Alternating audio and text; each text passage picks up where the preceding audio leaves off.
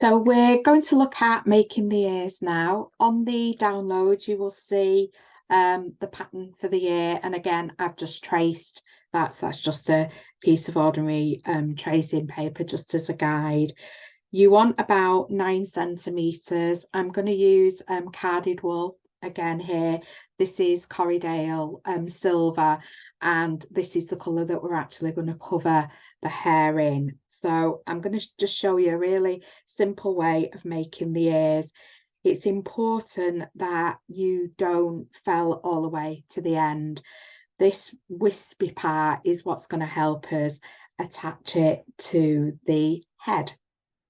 So at the moment they're huge. We have to cover the head yet in similar wool. So they do look huge, but they're going to be a lot smaller than that once we felted. So we're going to leave this bit free. And then the easiest way of doing this is just to imagine like that shape of the ear. So we're going to start down at the bottom, and we're just going to do that shape in the felt. Again, make sure you turn it over, ladies, just doing that natural shape in the felt. And you want to felt all over the wool. Now, I find it easier to do this stage with both of them. Okay, so turn it over. So if you're not really sure, this is where we're going to be with this kind of size. And you know that the more that you felt, the more that it shrinks. And we have, don't worry about this because we can take some off, but we're actually going to later on begin to fold this in just to make it a little bit thicker. Now this is where, if you have got a tool, a multi-tool, these come in really handy. So where I want you to get to with this part of the make is just getting this so it's quite firm, it's quite felted to touch, making sure that you leave the bottom end here and maybe using your single felting needle just to keep that shape in. And again, if you want to have a look, you know, the rabbit's ear gradually goes wider, or the hair in our case. So I'm going to leave you there to carry on felting, and then I'll show you how to do the final shaping and finishing of the ears.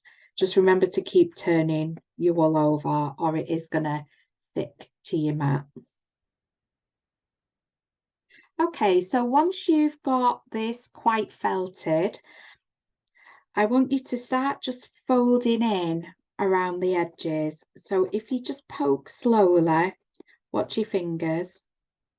You can see I'm just moving gently, moving in. And what I want to do is just to get that little bit of thickness. So I'm just going to go all the way around, just keeping that shape.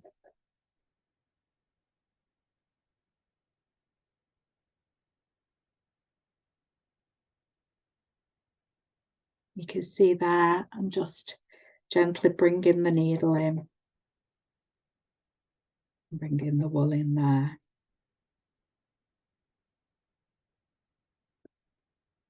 Just bringing the wool up.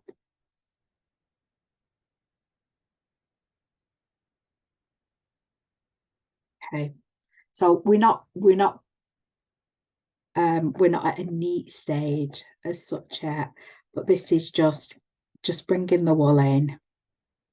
Just poke that down. So again, if you look at the shape, don't worry about the excess here because that's really helpful us. But you know, we're not that far away from the size of that where we need to be. So I just want you now on the parts that you've brought in and on the middle bit, just to carry on belting that. So get it quite smooth, keep moving the ear.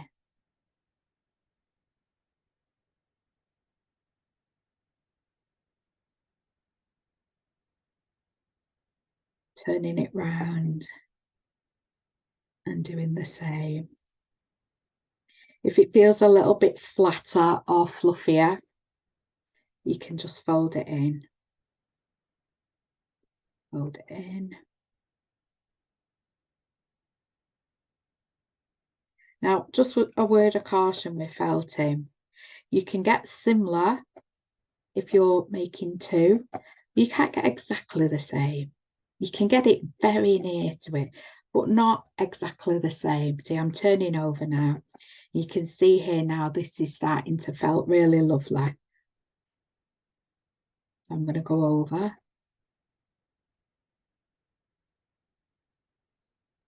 Just go over that where I felted. So you'll know with these you have two. Now another way to see how you're doing with shape is just to turn them like that. See, it's already looking like an A. Yeah. So you just want to carry on now until that's quite firm on both sides. Again, if you've got any bits, like I've got some here, I'll just bring them in. Watch my finger.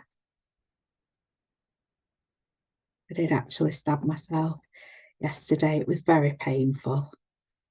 But just because I wasn't concentrating on what I was doing.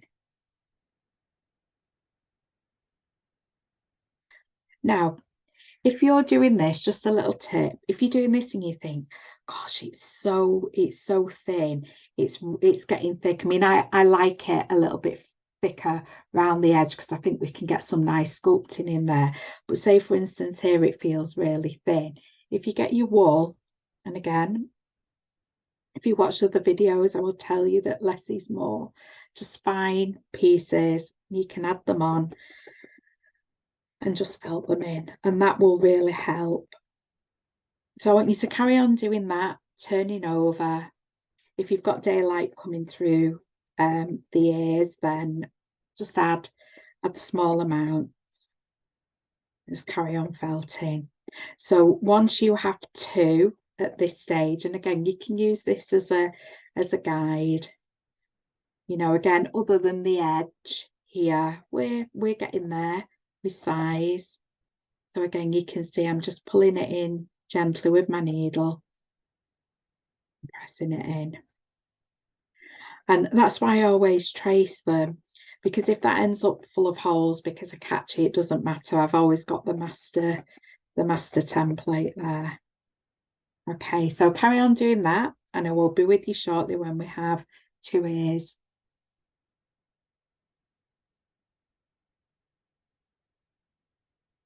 Okay, so I'm gonna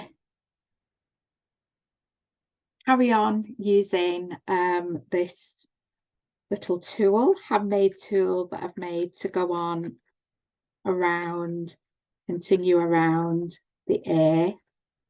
And I'm going to do that until I've got that lovely neat finish around the edge. But I just want to show you. So when we make this into the ear, we're going to do a little bit of felting down here.